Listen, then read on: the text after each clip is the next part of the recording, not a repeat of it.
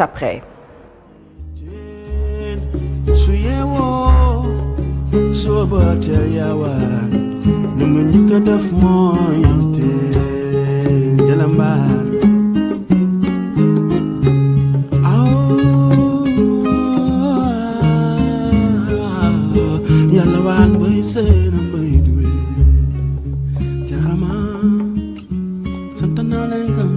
RFM Matin. RFM Matin. Émission Billet au Sénégal. RFM Matin 7h40 sunu gan Mame Mactar Gueye asalaamaaleykum. waaleykum salaam Seydi Babacar di fopp fay nuyoo bi di ko toog ci loxo Georges Déthié mu mën ko wasaare ci mboolem technicien ak animateurs yi kazalika mboolem auditeur ak téléspectateur RFM ak TFM incha allah. jërëjëf Mame Mactar yaay ñaareelu njiitu vice-président ONG islamique Jamra bëgg nañoo wax ci ñàkk kaaraange gi ci réew mi ak yow. ak faataate gi tar lool fan yi waaye dañuy njëkkee ci loo xam dañ laa gis nga bind ci bërki démb. mooy li assemblée mel ni luy sóobu te président Bassirou Diomaye Faye sàkk ko ci assemblée mooy ñu dindi ci réew mi li ñuy wax conseil économique social et environnemental ak au conseil des collectivités territoriales. wan gis-gis nga ci am nga ni. waaw xam nga ñoom ñu ngi taafantaloo nekk dafa bokkoon ci seen i promesse électorale bokk ci seen programme moo tax ñu daal di initier cette procédure d'urgence pour voter une plénière ndax ñu mën a jëmmal sàkkute fu président de la République d'accord waaye bokkoon nañu tamit ci seen programme ak seen promesse électorale la criminalisation de l'homosexualité waaye ban lay la ñu layoon waaw amaguñu majorité d'accord xanaa kon dafa am élection législative yu am ci diggante bi te ñun yëguñu ko kañ ngeen fi am majorité bay fabaat un projet de loi di ko dugal assemblée nationale. moo tax il faut être cohérent lan moo tere woon keroog ba ñuy wax ne comme que régime de Macky Sall moo bloqué woon suñu sàkkuteef ndax borom ñaari tur yi ñu ngay lëmbee réew mi parce que kuy dem ba dugg la dans la nuit du 22 au 23 novembre 2002 ci lu day ni grande mosquée sa haut lieu de culte ñaari góor jigéen di fa njaaloo ak yeneen yoo xam ne xajul fii pour ñu tudd ko moo tax ñu ne criminalisation bi moo ko mën a faat ñoom ñu ne daal Macky Sall moo bloqué waaye ñun bu ñu ñëwee mooy doon suñu priorité léegi ñëw nañu ngeen ne amu leen majorité ñu ne d'accord waaye ngeen fab benn proposition dugal ko assemblée ne voté leen ko kañ ngeen fi am majorité il faut être cohérent alors dama doon tàmbale foofu pour wax ne li ñëpp a seetlu mooy defante yu sew à travers des créations dissolution et de recréation de nouvelles institutions au lendemain d'une alternance du fi guléet. conseil économique de ci gën a sonn moom. mu ngoog du fi guléet. bi Ablaye Wade Sénat noona bi Ablaye Wade amee ndam. xëy na sax ñuy Sénat lañ bëgg a indiwaat. xaaral rek ba Ablaye Wade amee ndam ci président Abdou Diouf le 19 mars 2000 li may wax xam naa ci dara ndax falaa bokkoon. dañu amoon benn coalition de 62 partis waaye suñu Yewwi Askan Wi wala bokk suñu Benno Bokk Yaakaar mu ngi tuddoon CAP 21 convergence des actions autour du président de la République pour le 21e siècle Rahmatoulaye Ali Iba Der Thiam ne ko coordonnateur bi man ma yor seen kaddu kon li may wax xam naa ko Ablaye Wade nag il a eu la courtoisie avant muy tëggaat constitution bu bees en 2001 daf ñu woo salle des banquets wax ñu ay sàkkuteefam nee na priorité numéro 1 Sénat bi Abdou Diouf moo ko créé woon pour caser du personnel politique dama koy dindi ci constitution bi te ni mu ko defee ni mu ko waxee noonu la ko defee dindi na ko waaye daf ko mujjee remplacer ak loo xam ne soriantowul ak Sénat muy le CRAES le conseil de la République pour les affaires économiques et sociales daal di ko dénk ndem si yàlla na yàlla beesalaat yërmande dem ci moom Mbaye Jacques Diop alors Abdoulaye Wade amaat deuxième mandat en 2007 Sénat ba mu dissoudroon te wax ne Abdou Diouf daf ko créé woon pour caser du personnel politique mu recréé waat ko en mai 2007 alors léegi ba 2012 jotee Macky Sall la ñëw gagné Ablaye Wade lan la jëkk def Sénat ba Ablaye Wade recréé woon nee na milliards ya ñu fay dugal y a d'autres priorités ndax boobu hivernage baa ngi jolli mu ne milliards yooyu danaa ko jël dugal ko dans la résolution du problème de l'hivernage daal di tas Sénat bi yemul ca loola Abdoulaye Wade avait créé des agences pour la promotion des emplois de la banlieue mu di ANPEJ AGEPT ANEJ ak ANAMA mu ne lii yëpp Abdoulaye daf ko créé pour caser du personnel politique ne ko tasar y a eu 700 et quelques jeunes qui ont été réduits au chômage ñooñu ñoo ñëw bàbbeeku ñëw ci Jamra nous sommes demandeurs de rien waaye yàllaa ñu nattoo loolu sàkku ci ñun ñi dox ci tànku jàmm ndax ooma ñu jox leen ay ndàmpaay ma bindal lettre président Macky Sall mu boole ma avec le premier ministre Mohamed Boun Abdallah Dionne Mohamed Boun Abdallah Dionne boole ma ak Amadou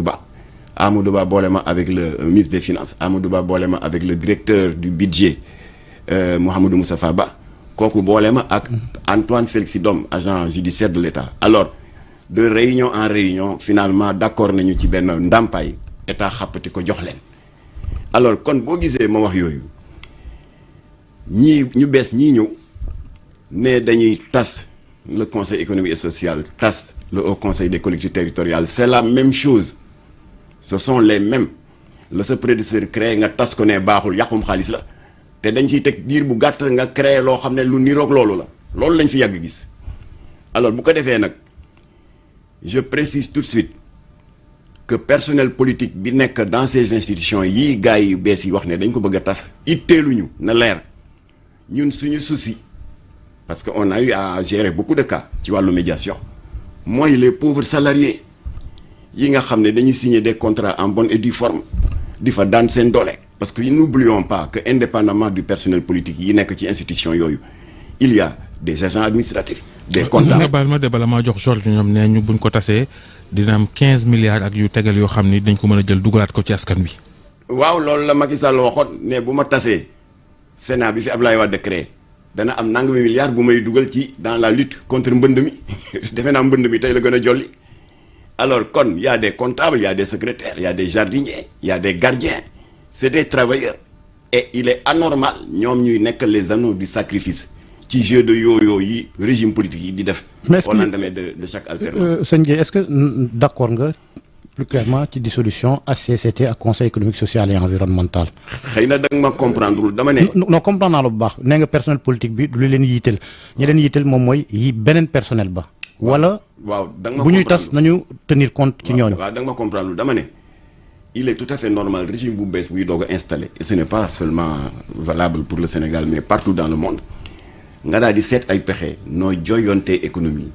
pour rationaliser les dépenses et les charges publiques c'est tout à fait normal bu fekkee ñoom yaakaar nañu ne bu ñu ko dissoudre ils auront les coudées plus franches pour rationaliser rationaliser les charges publiques. C'est tout à fait normal et légitime waaye ñun dañu ne nañu góorgóorlu balaa ñu koo tas s'ammonter avec les principes directeurs en la matière édictés par le Bureau international du travail et l'OIT l'Organisation internationale du travail qui dit que bu un État demee ba gis ne telle structure wala telle entreprise amatul rendement te à la kuli alin tas moo fi sës ngalawaay nañu jiital un plan social parce que man dafa am benn bu ma mës a fekkee quand je faisais mes études en informatique et en gestion en Belgique parce que le secteur de la sidérurgie n'était plus rentable tout le monde sait que léegi la plastification la caoutchisation ak les matériaux de synthèse mu ngi remplacer de plus en plus le fer mais ñoom ba ñu demee bay bëgg a tas dañu woote réunion tripartite syndicat travailleurs ak dégg nga employeurs daal ne bon on va d'abord sécuriser les travailleurs daal di ne bon ana ñi nga xam ne ils sont à 2 ans ou 3 ans de la retraite ñu ne liste baa ngi ñu ne dinañ leen cotiser seen cotisation retraite pour que ñu defal leen retraite anticipée comme ça boo leen di jot seen pension mu bañ am benn lorange kon affaire retraité yi c'est réglé ñu ne ana jeunes yi nga xam ne ñu ngi toll seen diggu doole dese na leen 10 ans 15 ans 20 ans de carrière ñu ne liste baa ngi ñu ne comme que yéen a ngi toll seen diggu doole on va vous redéployer dans d'autres secteurs d'activité jeunes yi féete boor ana groupe bi nga xam ne départ volontaire ngeen bëgg ñu ne ñu ngi nii état bi waxtaan ak ñoom ba d'accord ci benn ndàmpaay ñu jox leen ko ñu mën a am un nouveau départ dans la vie ba nga xam ne liggéeykat yëpp sécuriser nañ leen ñu doog a tas mais Sénégal c'est l'inverse dañuy juutal la charrue avant les bœufs dañuy tas ba noppi ne waaw dem leen toog on verra dem leen toog on verra boobu Babacar tu sais très bien de quoi je parle parce que ci banlieue bi nga bokk pour prendre le cas de Ama Sénégal ñu Ablaye Wade da nga ko tas en 2006 te sécuriser wu ñu liggéeykat yi daal di ne dem leen toog on verra boobu ça a duré ba 2016 10 ans de galère ñii agence immobilière yi leen loué woon dàq nañ leen ñii seen doom yi jàngatuñu ñii seen sëy tas na ñooñu tamit Jamra woowul kenn nous sommes demandeurs de rien ñoo daal di mandaté seen i délégué Cheikh Yadd bu intersyndical mandaté Madani Sy bu front unitaire ñoo ñëw fii ci Jamra sàkku si Jamra mu dox ci tànku jàmm ñu bindal leen président de la République mu boole avec le premier ministre Mohamed Boun Abdallah Dionne ñu daal di impliqué dans les négociations Amadou Ba ministre des finances et cetera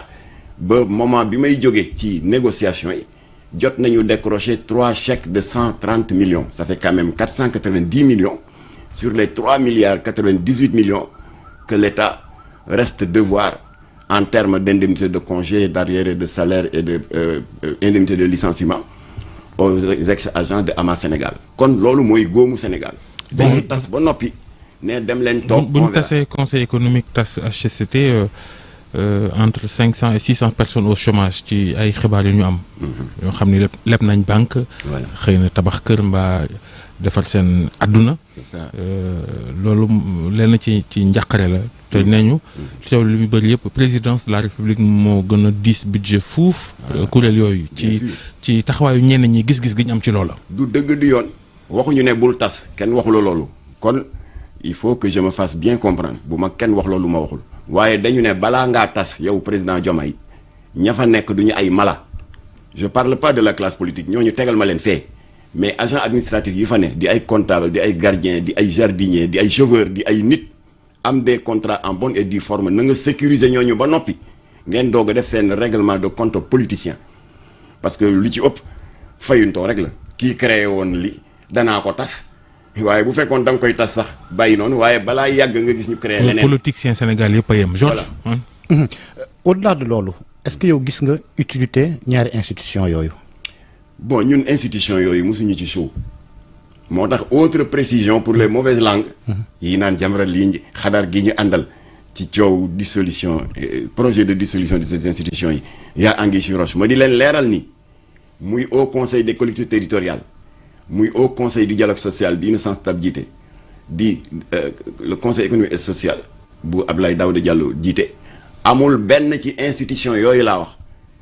boo xam ne benn membre bu bokk Jamra am na ci place su planton wala raxaskatu douche wala balayeur amul kon nag ñun dissolution yi fi amoon comme que yàlla daf ñu nattoo mu xëpp suñu kaw et l'État c'est de quoi je parle parce que ñu ngi fii ba tey ministre de l'intérieur ngi fii Amadou Ba ngi fii ñu ngi may déglu xam nañu ne ci suñu kaw la xëpp ñun ñu mujjee di dox diggante État avec ses victimes d'injustice pour ñu rétablir leen dans leurs droits looloo waral Jamra comme que dund nañ ko ce serait lâche de notre part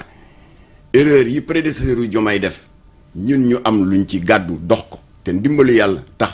ba am na ci saafara ce serait lâche de notre part Diomaye bëgg a def les mêmes erreurs que ses prédécesseurs Jamra noppi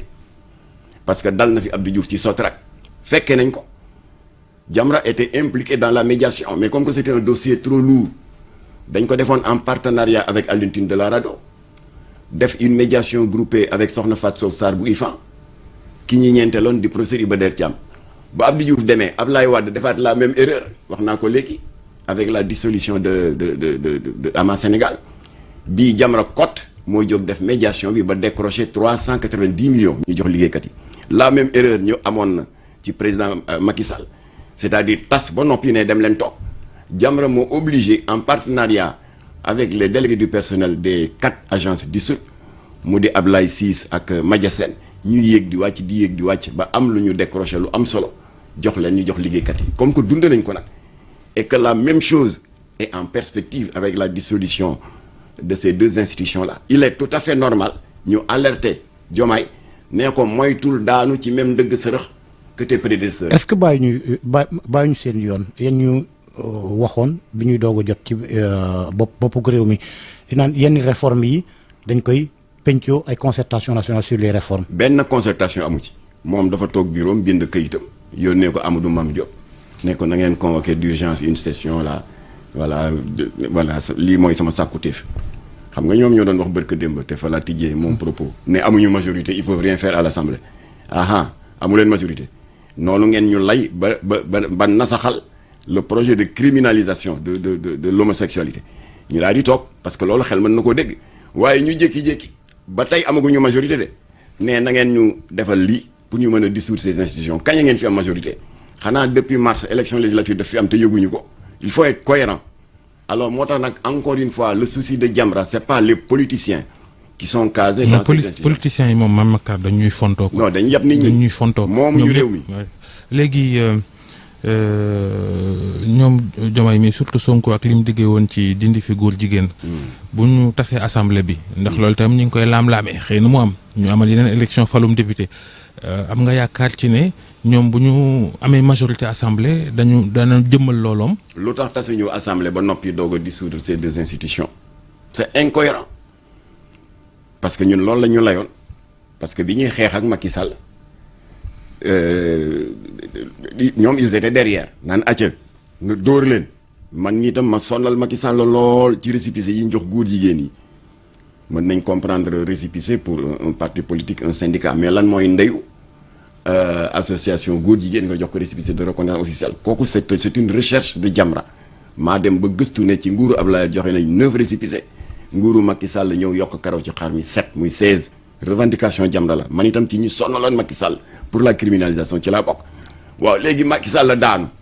ñoom ñu ñëw waxoon ne parmi leurs priorités c'est la criminalisation de l'homosexualité ñu ne acca bismillah ñu ne non attention amaguñu majorité assemblée ñu ne ah way loolu xel mën na ko dégg ba pare ñu jóg naan assemblée ñëw leen ngeen dugalal ñu suñu loi bi alors lu tax defuñu koon pour homosexualité bi c'est incohérent. dañuy jàll ci leneen loo xam ni itam Jamra da koy yittewoo mooy faat bakkan gi nga xam ne ay nit a koy def ay nit bari na lool ci réew mi fan yi te awoon pël démb yeneen feneen ñaaree ca Pikine moom moo gën a siiw fan yi foofu ca Pikine sax dégg nañ njaboot yi ñi faatu ne peine de mort dafa war a dellusiwaat ci Sénégal di loo xam ne Laay Wàdd ko dindi woon ci réew bi am ñu ni peine de mort boo demee Amérique am na fa taxul faataate dellu fa gannaaw lan mooy seen gis-gis yéen ba léegi Jamra ci loola. waaw bu ma yeboo ne waxaat la rek et je prends à témoin sa naataango bi jiite journal Yoor wi di sëñ Saliou Guèye en 2016 la Jamra jëkk def un point de presse di exiger le rétablissement de la peine capitale. Je dis bien sëñ Saliou Guèye parce que c'est le seul organe qui avait eu le courage parce que jamono boobu benn organe ñemewul woon ñëw moom moo ñëw ñu am ci waxtaan bu yaatu ñu joxe suñuy argument te li déclenché woon cette contre-offensive de Jamra tout le monde le sait dañu am suñu benn membre qui a été victime d'un lâche et odieux assassinat ndax ku ñu amaloon njariñ la ci banlieue bi surtout à l'occasion du mois de Ramadan conférence religieuse yi ñuy def soxna soosu moo daan fa poosam loué ay bâche ki ay sonorisation nangul woon Jamra dugal ci dërëmam ndeysaan ñu rey ko rey bu ñaaw fa ñaaw ma ne mu di Fatoumata Makhtar Ndiaye te nekkoon vice-présidente du conseil économique et social yàlla na yàlla beesalaat yërmandeem ci moom. alors si la ñuy def point de presse nag daal di ne comme que criminalité bi dafa jël une nouvelle tournure en ce sens que dootuñu xaar masalan Georges Déthié Diop yàlla ñu ci yàlla musal mu guddee wàcc ñu koj ko ci ruq yore gànnaay menacé ko bu njëkk ba Georges bu joxee portefeuille yàgg nañ ko koj ca mbaaw de nangu téléphone am naa la ci nettali ñaar yoo xam daal waaye ba tey Georges yàllaa ko dimbali rek buñ ko kojee ba mu joxe porte-monnaie wala téléphone am malfaiteur bi day jël loolu bàyyi Georges ak bakkenam mais léegi c'est différent dañuy fab sa alal fab sa bakken yemuñu ca loola xeeb nañu loolu dara gënu la sécurisant que toog sa biir kër léegi dañ lay fekk sa biir kër def la njombe te ndaw si mu tudda léegi non seulement dañ ko fekk ci biir këram mais ca biir chambre à coucher def ko lu ñaaw loolu alors moo taxoon nag boobu moo doon suñu première alerte en 2016 di demander le retour de la peine de mort benn jege ñaale Macky Sall la woo ma nee ma daal bëgg naa ñu waxtaan ci parce que on s'est pas compris et cetera nee ma lan moo tax ngeen bëgg ko demander alors que amu fi il faut créer ça ma ne ko déedéet am na fi bi Sénégal amee indépendance ba léegi appliqué nañ ko 2 fois benn bi moo doon la tentative d'assassinat du président Léopold Sédar Senghor en 67 beneen bi mooy le lâche assassinat du député socialiste Demba Diop bu Mbour kon Sénégal xërul comme Corée du Nord ak Arabie Saoudite ci wàllu application peine de mort. Plus clairement, vous remettez cette requête sur la table. ma ne kon nag ñun ce que nous demandons la Ablaye Wade dindi woon te fekk naa réunion ba à la salle des banquets parce que Abdoulaye il avait la courtoisie et la démocratie buy jël des décisions importantes daf ñu si daan associé. C'était pour des raisons humanistes que Abdoulaye Wade demandé woon à sa majorité parlementaire ñu voté la loi 2004-38 du 28 décembre 2004 qui abroge la peine de mort. Alors waa ji nag ma ne ko nag waxal sa patron Macky Sall c'est pas compliqué. dañ bëggoon xam rek en 5 secondes ba xam di ngeen ci def jéego ci loola. kay ñu ngi préparé conférence de presse bu mag maa ngi leen di jox scoop bi ak suñu naataango bu ànd gësam mu di. Mballo Dia Thiam il m'a envoyé son assistant Issa Gueye on est en train de travailler mais surtout contre loolu activiste clochard boobu nekk ci diaspora bi tey saaga xalif généraux yi depuis bi Jamra criminalisé yàmbaawam ak cocaïnam alors ñu fas yéene liggéey contre une des recommandations des assises de la justice allant dans le sens de la légalisation du yamba. ñu ngi waaj tamit ci conférence de presse boobu ñu bëgg a def ak ñoom Mballo Dia Thiam dénoncer les manœuvres de certaines organisations féministes pour la légalisation du yàq biir avortement. ñu bëgg ci profiter tamit demander le rétablissement de la peine de mort. kon jeex na Mame Matar rendez-vous ci fan yi ci loola jërëjëf Mame Matar Gueye Jamra jërëjëf Georges jërëjëf Dieynaba. ko gërëm bu baax a baax Babacar Fall démb dama ko woo menacé ko ne ko yow lu tax mënoo wax Dieynaba Seydou Ba man ma doon suba dinaa wax Dieynaba Seydou Ba kon lu mu won naatee sama kii bi. mais nee na pourtant xëy ni mu xëccee bab bi sax dafa fort Dieynaba rek la wax jërëjëf